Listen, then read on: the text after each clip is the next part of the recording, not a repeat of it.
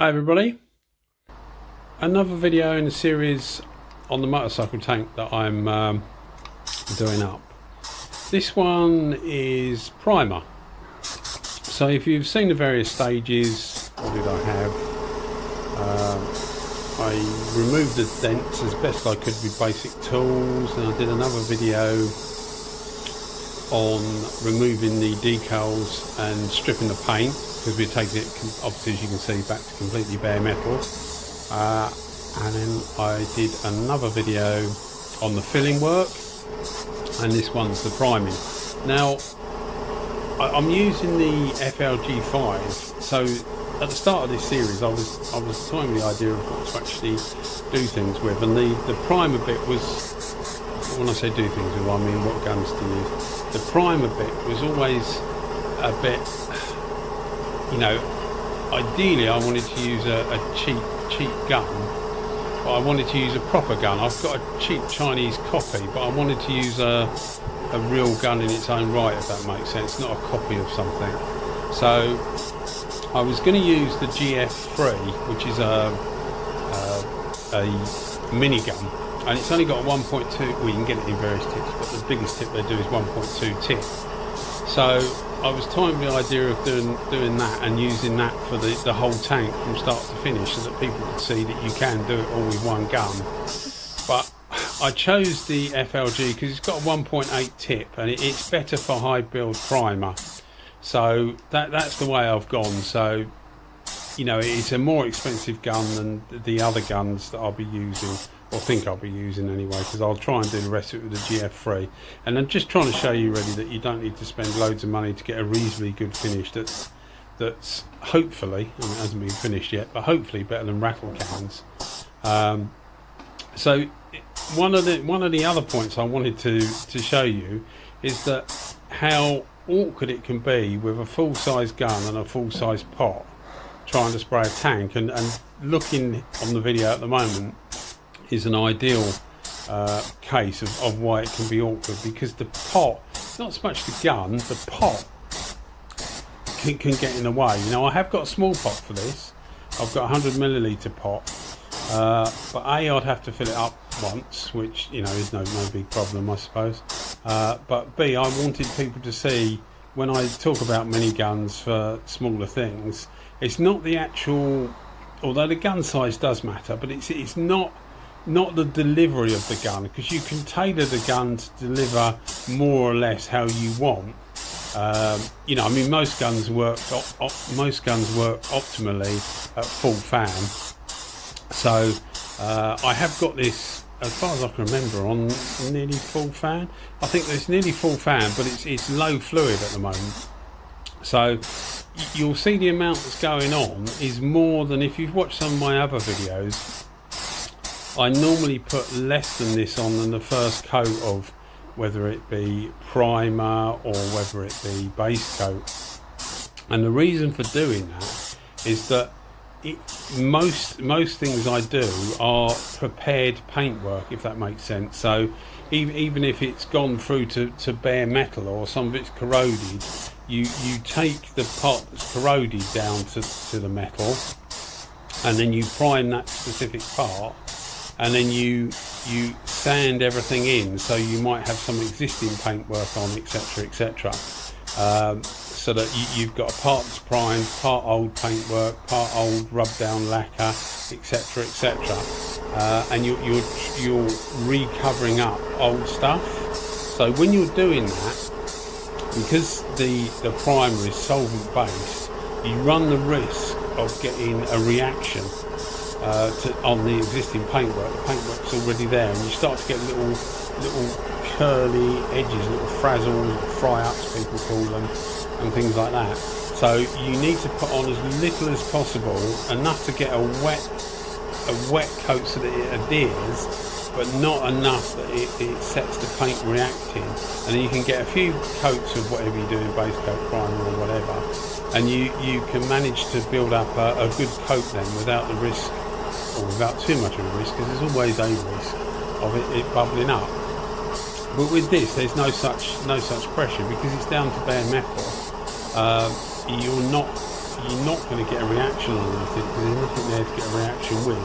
So you can put it on, heavier, which is another reason for using a full-on primer gun. It's got, as I say, it's got a 1.8 tip, so you can use it for putting high build primer on and getting a reasonable amount there. So you see here that I'm just putting an extra little layer on the parts that have been repaired. So there was a dent on the top of the tank, and there was a dent in the side of the tank, enough to crease the original paintwork and break the paint. And there was a bit of rust underneath, which is, you know, where it's been stored, etc. So I'm putting a little bit extra there because I will come to a point where obviously the priming's finished, and I will sand it.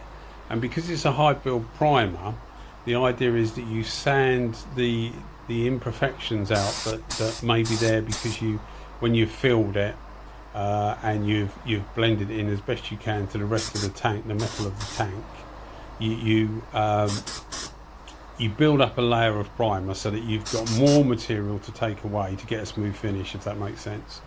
So you'll see this is the second coat, and if you see on the bottom right hand corner, the left patch of the patches that are there is the second coat. So that's to give you an idea of how much is coming out the gun on the second coat.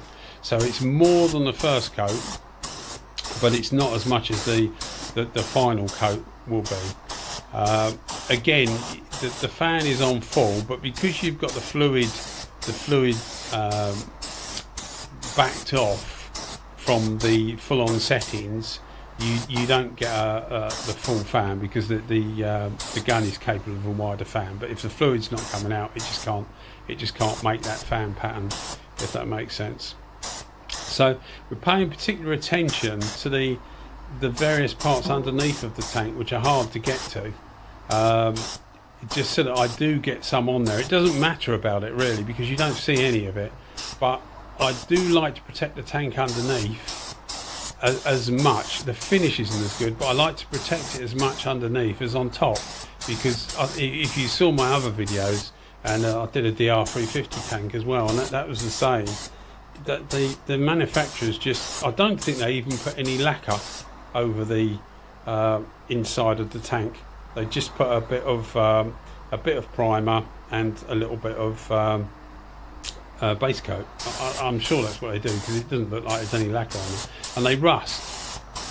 So what we're using, the primer we're actually using here, is a high build, but it's a 1K primer, and the reason I've used a 1K primer instead of a 2K primer is because it obviously hasn't got the isocyanates,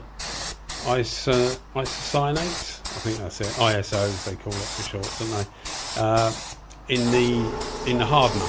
So it makes it easier for people to spray at home with basic equipment, and by that I mean a good filtered charcoal mask and not an air-fed mask. Now I have got an air-fed mask, but obviously I'm not using it for this because I don't need to. And I'm presuming most people at home won't have an air-fed mask, so that's the reason for doing it this way. So it's a 1K high build etch primer. So it etches. Etch primers have some acid in them, and what they do is they effectively eat into the metal, eat into the steel.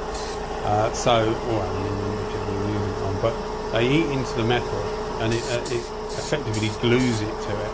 So it makes it very hard wearing, and is an ideal thing to use on bare metal. Although you can use a standard primer on bare metal as long as the manufacturer, again read the technical data sheet, as long as the manufacturer says that it's compatible with bare metal and it should adhere properly. But I'm using an etch primer because it's something I already have. I've got 2K and 1K etch primer, and I thought, well, I'll use it for this so that people can see that a 1K product can work. And I've used it on stuff before, and it does work, and it lasts well. I mean, a lot of people, particularly in the trade, will have a real downer on 1K products, and I get what they're saying. I do get what they're saying. You know, they say with 1K primer it can shrink back, etc. which means it can start to crack underneath. So it effectively cracks the paintwork when you've finished. It may take a month, 2 months, 3 months, but it starts to crack. But I haven't found that, and I don't know whether it's the material you use or the way you put it on, or whether I've just been lucky, or whether what people say really doesn't happen that much anyway. You know, things can get, particularly in this day and age, things can get amplified, can't they? You sort of, somebody puts something on Facebook or something, and then somebody else says, oh, you know, apparently it can do that, and before you know it, you've got another 1,000 people that are saying it can do this, and it's not through experience, it's just through what they've read, you know, and it could be just one case, and suddenly 2,000 people are saying it happens. So, you know, that's my theory anyway. But I'm sure that the professional guys know what they're doing, and if they say 2K is better, I believe it, and it is. I mean, I as I say, I use 2K and 1K, but I'm keeping it to 1K so that people at home can see that you can achieve a reasonable finish. As I say, it's not finished yet, so hopefully the finish will be reasonable with 1K products. And then if we finish it in 1K, I might even just rough it up and put 2K top coat over the top and see if we can see any real difference between the 1K and the 2K finish. What 2K lacquer is much more durable than 1K normally, but you know, you can have some fun in your shed or your garage with some 1K stuff and not worry too much about, you know, the poison's probably the wrong word, isn't it? The chemical effects of the products you're using, as long as you've got a decent mask, which you need for, you know, all paint, you need a decent mask for. So anyway, back to the priming. So we're, I can't remember where we are now. I think we're on the, I think we're near the, no, I think we're still on the, was it third coat? I can't remember. But if you look to the left, that's what happens when you rub it on. So if you look to the left, you'll see that the last, yeah, we finished the priming. So on the left there, of the spray patterns, the last one on the left is the final amount we were putting on. And now we've gone on to the sanding. So now I'm using an electric, that's a battery operated sander, but you know, I'm saying that I'm doing this with things people can use at home. And obviously, if you haven't got a battery sander, that doesn't stop you from doing what I'm doing now. You just have to do it by hand, which takes longer. I appreciate it takes longer, but it doesn't necessarily mean you're going to get a worse job. In fact, you may even get a better job. But you will have to sand the primer down. And if you noticed on the actual priming video, when I was doing the priming, towards the start, I actually turned the pressure of the gun down. I haven't got a gauge on it. I just do it by, you know, what sort of finish I want really. And I turned the pressure down because it was coming out a little bit too smooth, and I wanted it. I needed to be able to sand it down properly. So I just turned the pressure down so that I was getting it a little bit rougher on there to give me something to sand down really. You know, it may sound like you're creating work, but it seems to work, and that's normally what I do. So we're just paying particular attention to the areas that we had before. You know where I was saying about the dents in the top of the tank and the dents in the side of the tank. So we filled those. We put a bit of extra. We put a bit of extra primer on those areas. So you put a layer on of primer and then a little bit more over there just to build those areas up. So those areas have probably got about 6 coats of primer on, whereas the rest of the tank's got about 3 coats of primer. So when you're sanding, whether you're using an electric sander like this or doing it by hand, do be careful of the edges. You know where the swage lines are on the tank, the various lines. Be careful, because when you touch with especially with an electric sander, those lines, you're taking off quite a lot of material just on those lines, and you'll go, if you're not careful, you'll go through to the bare metal. So just be really careful when you're doing stuff like that. that it doesn't go through to the bare metal, because obviously then you really need to prime that area again. If you can only see literally a tiny bit of metal, you might get away with it, but you know, to do it properly, you really need to do a bit more priming again. So just to save yourself the work, just be really careful not to go through to the metal when you're sanding. And if you're unsure about that, because it might need quite a bit of sanding, then maybe put another coat of primer on there, and make sure you leave the primer for the correct time for it to go off before you put another coat on. You also have to be careful if you're priming something and you leave it somewhere damp. Primer does absorb moisture, so you have to be careful that you keep it dry. Once you've primed it, you keep it dry. Ideally you prime it, sand it, base coat it, top coat it, all in the same day if you can, but I'm not going to do that because I just haven't got the time to do it. So I'm going to leave it in its sanded prime state for a little while. So you need to keep it dry, and if it's winter or the conditions are damp, be really careful, because it will soak up some of that moisture, and then when you put your base coat and your top coat on, in a month, 2 months, 3 months, when it's out in the sun, you can start to get little bubbles in your paint, which is the moisture trying to come out. So do be careful of that, and you save yourself a lot of time otherwise. So grits, if people want an idea of grits, and I might be teaching you to suck eggs here, but if you want an idea of grits that I'm using, I start off with this, I think it's 180 grit, and then I went to a 320 grit, and then the grit that's on there now is 600 grit. So the 600 grit will be like the final grit. So you'll still get swirls, you'll still see swirls in the paintwork, but the base coat should be enough to cover those swirls up. After a couple of coats of base coat, those swirls should be covered, and obviously that gives something for the base coat to grip onto as well. And it's the same with clear coat. If you're sanding before clear coat, you know, if you're sanding down old base coat or old clear coat, you need to give something for the clear coat to grip onto, really, because otherwise it can start to peel. So that's the grit, 180. If you've done some really rough priming, then maybe you'd want something like 120 to start with, then 180, then 320, then 600. But that's the grits I've gone for.